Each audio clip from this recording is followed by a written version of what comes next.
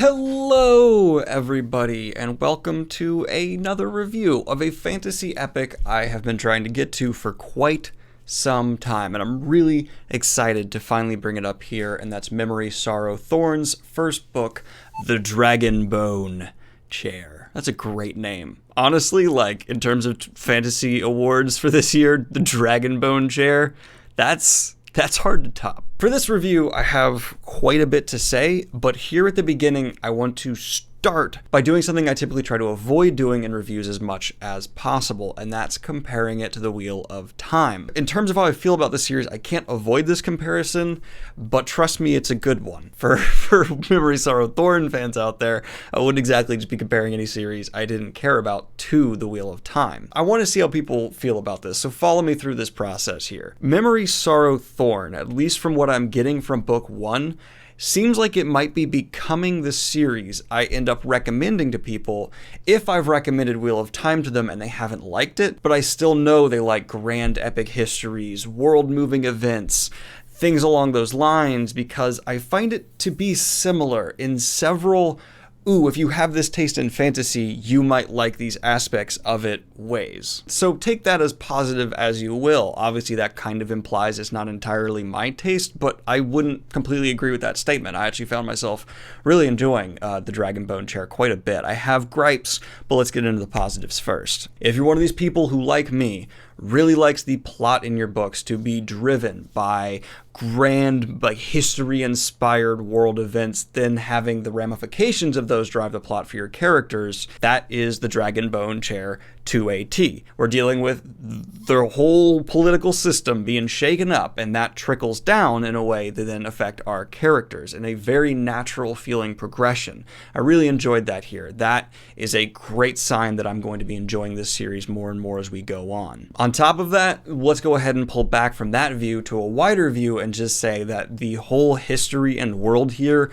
feels extremely well built and realized. I am a big fan of the way Tad Williams is taking the time and care to always think about cause and effect and have that kind of drive the whole history leading up to the story, and then the story explodes beyond from there. It really works out into this kind of, the story and the history and the world are one cohesive narrative in just a wonderful way, in a way that you rarely see accomplished as well as being accomplished here for the Dragonbone Chair. Now, with how positive that was, let's bring up my biggest negative, and that's going to be, I'm a big magic systems guy, and this is pretty just standard fantasy magic feeling to me so far. I'm not feeling the need as a fantasy fan to dig in deep to it and just pull out all kinds of speculations and theories, and it's not doing that to me. But as this reads a lot like classic fantasy, I wasn't expecting it to be one of these super rich, in detail, you can pull out tons from it magic systems. So I'm not disappointed, I wasn't expecting it, but it is still something I'm feeling. I'm not really counting it as a large negative though, because it's such a personal preference deal. Slipping back into a positive real quick, I do want to mention this may be the best prose I've read for a fantasy book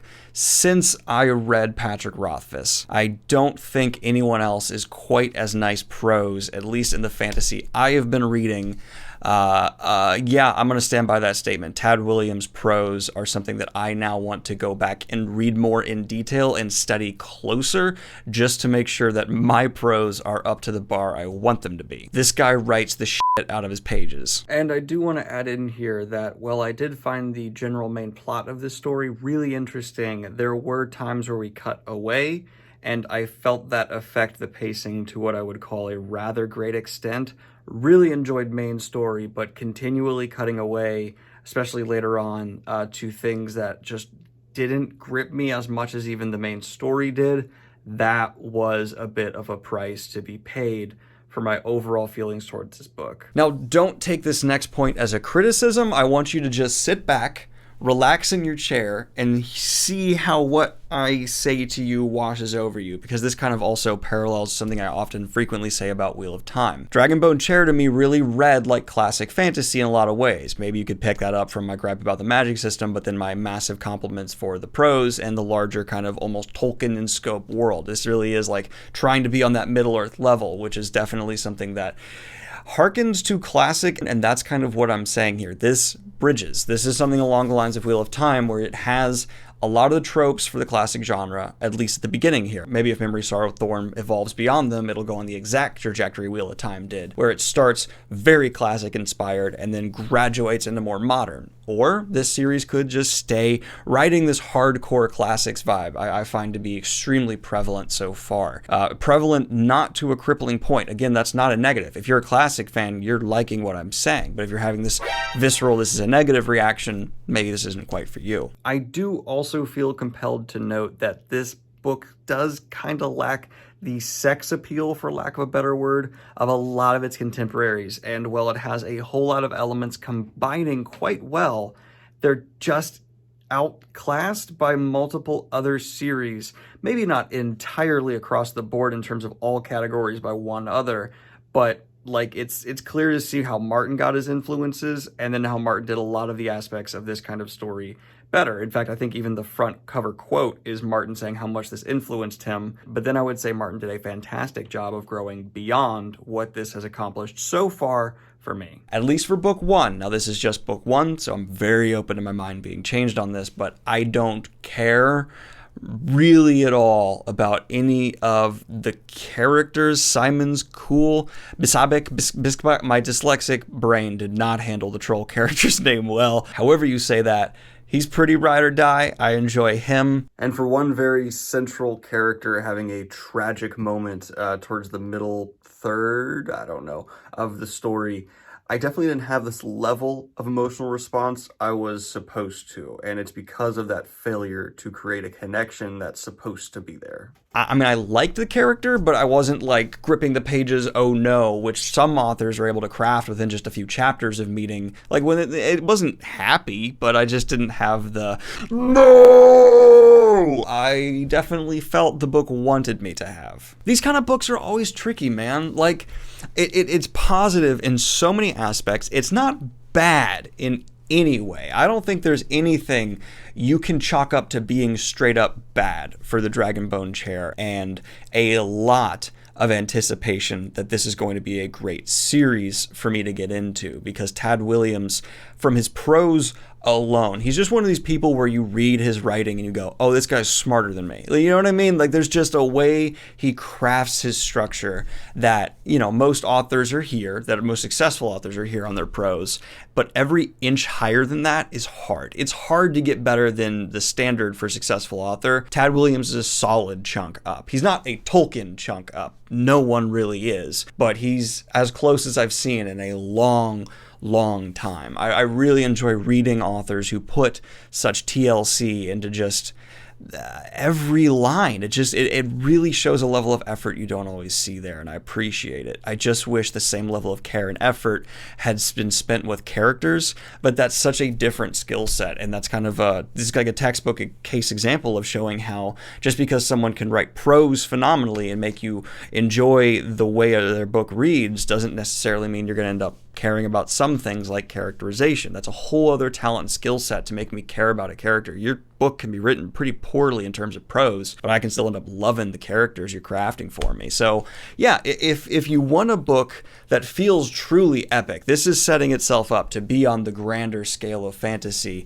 You like really beautiful writing, and you don't mind maybe not immediately being hooked to the characters in a fantasy series, and you're not one of these fantasy fans who's all about the magic systems all the times, this is going to be a great way for you to go. Memory, Sorrow, Thorn, it's definitely one of the peaks of that classic vibe I've ever seen. It makes sense in the time it was published. It was really when that kind of fantasy was just at its most mature, and this feels like the most mature version of that. In fact, to the point where it's maturing into the modern in certain ways. So I'm all positives, except for a couple just gripes. I mean, this is one of those reviews where it comes down to it's a classic for a reason. I mean, I don't know if this is always considered a classic, but it seems to be in the talks with a lot of the greats, and I'm not going to disagree. I'm definitely progressing with the series with very high hopes. Book ones for epics are tricky because you are usually trying to see, okay, how much am I supposed to invest in this right now versus how important it's going to play out to be. And with so much setup going on, I mean, there is a ton being built here that I kind of forgive me not loving these characters as much because of how much else was accomplished. Though I will say, if you're a reader who needs to latch on to character, which there's a lot of those, you might struggle with this one a bit. But please let me know your thoughts of Memory, Sorrow, Thorn, or just the first book, The Dragonbone Chair, in the comments down below. Please do avoid spoilers. I do hate having things spoiled for me. Some people love just leaving those troll comments, and I don't know, you succeed at making me go, oh, that's annoying. So congratulations, you've mildly annoyed me. I do have a brief announcement here, though, that is rather poopy. Due to the very consistent poor performance of sequel reviews here on the channel, and the fact that I have to make sure that my videos are consistently doing well enough that I'm not hurt in the YouTube algorithm, it's going to be rare for me to directly review sequels.